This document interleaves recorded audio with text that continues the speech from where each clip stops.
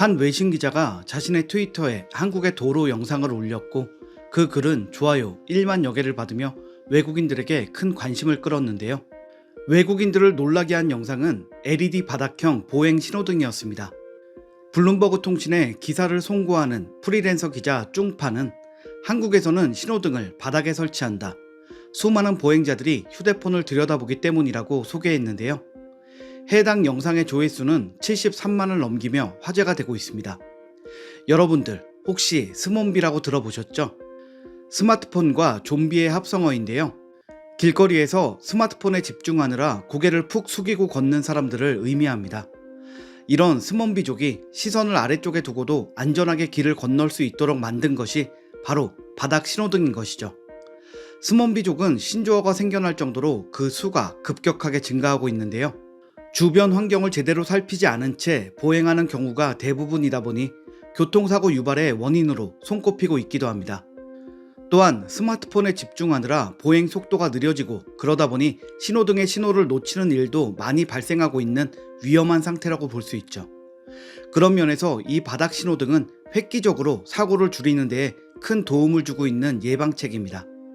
그런데 사실 길거리에서 다른 위험을 주시하지 못하고 핸드폰을 하는 행동 자체가 큰 문제이기도 합니다.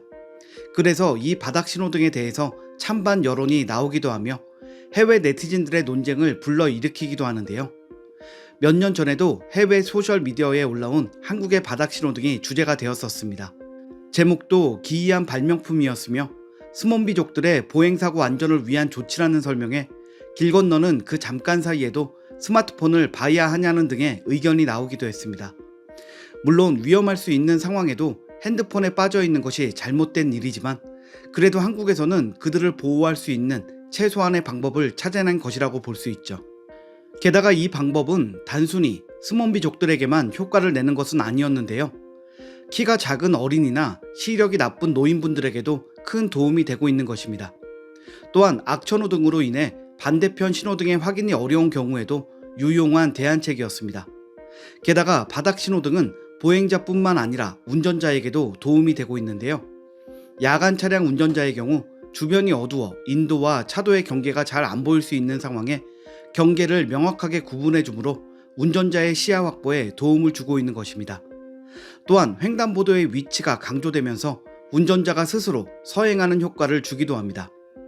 바닥 신호등에 대한 또 다른 네티즌들의 반응 보시겠습니다. 혁신적이다. 우리나라도 있었으면 좋겠다. 아이들에게 너무 도움이 될 것 같아서 좋아요. 어차피 핸드폰을 사용한다면 이것은 창의적인 방법이야. 실제로 꽤 멋있다. 사람들이 전화기를 너무 많이 보고 있다는 것은 슬픈 일이 맞지만 엔지니어로서 이 조명이 얼마나 큰 혁신인지 감격할 수밖에 없다. 한국인들은 절대적이고 훌륭한 혁신가이다. 이 나라에서는 전화기를 훔쳐가지 않습니까? 도로에서 핸드폰을 보면서 걸어다닌다니 나는 그것이 더 불안한데 라는 의견들이 있었습니다. 그런데 바닥 신호등처럼 혁신적이라는 평가를 받으며 세계인들을 놀라게 하고 있는 것은 또 있었습니다. 해외 대형 커뮤니티 레딧에 올라온 영상인데요. 대한민국 고속도로 한가운데에 있는 태양 전지판 아래에는 자전거 도로가 있습니다. 자전거 타는 사람은 태양으로부터 보호되고 교통으로부터 격리되며 국가는 청정 에너지를 생산할 수 있습니다. 라는 글과 함께 우리나라 고속도로의 영상이 올라온 것입니다. 영상 속 고속도로는 우리나라 세종시와 대전의 유성구를 잇는 도로인데요. 도로 가운데에 자전거 도로가 있는 특이한 모습입니다. 바로 이 자전거 도로가 세계인들을 놀라게 한 영상 속의 도로인데요. 이 자전거 도로 위로 태양광 시설이 설치되어 있기 때문입니다. 태양광 자전거 도로의 총 길이는 4.6km이며 이 도로에 사용된 태양광 패널은 7,502개입니다. 이 패널로 연간 2200메가와트의 전기를 생산하고 이는 1일 약 6000kW의 전기를 생산해 약 600여 가구에 전기를 공급하게 됩니다. 전력 판매 수익 역시 10억 이상을 내고 있는 세계 최초로 시도된 자전거 도로 위의 태양광 발전 시설입니다.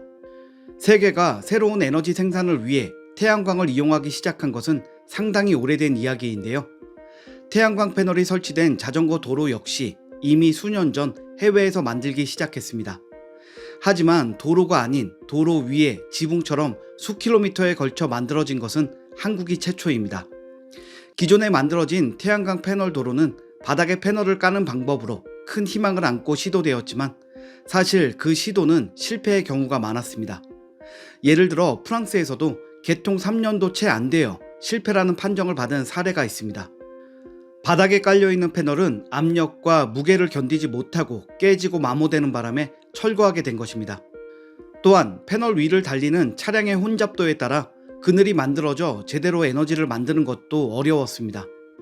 그렇게 도로 자체를 태양광 패널로 이용하는 것이 단점이 많은 반면 한국에서 만들어진 도로 위에 지붕 형태로 태양광 패널을 만드는 것은 태양광을 받는 것에도 용이하고 더욱이 직접적인 충격을 받을 일이 없으니 파손과 고장이 훨씬 적다는 장점이 있습니다. 그러니 해외의 사례에 비한다면 2012년 준공 후 5월부터 개시한 우리나라의 태양광 자전거 도로는 대단한 성공 사례라고 볼 수 있는 것이죠. 영상을 본 외국인들의 반응은 신기한 기술, 획기적이라는 이야기를 많이 했습니다.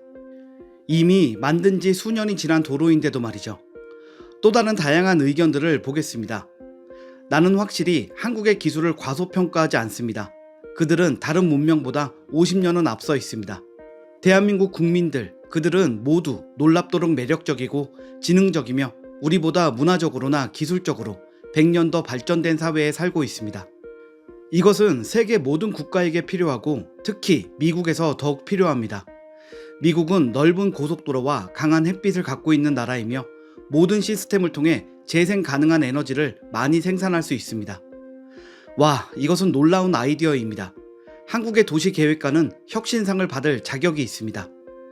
이게 바로 여러분이 두뇌를 100% 사용하는 모습. 이것은 청정 에너지를 생산하면서도 자전거 운전자와 운전자 사이의 싸움도 줄이는 현명한 방법입니다. 이렇게 효율적으로 일하기 위해 미국은 세금을 사용해야 해. 한국인은 분명 2050년에 살고 있다. 더운 날 그늘을 만들어줘서 자전거 타기 좋을 것 같다 라는 반응이 있었습니다. 우리나라의 획기적이고 혁신적인 여러 가지 모습들이 세계인들을 놀라게 하고 신기하게 하는 것 같습니다. 오늘 준비한 소식은 여기까지입니다. 구독과 좋아요는 영상 제작에 큰 힘이 됩니다. 시청해주셔서 감사합니다.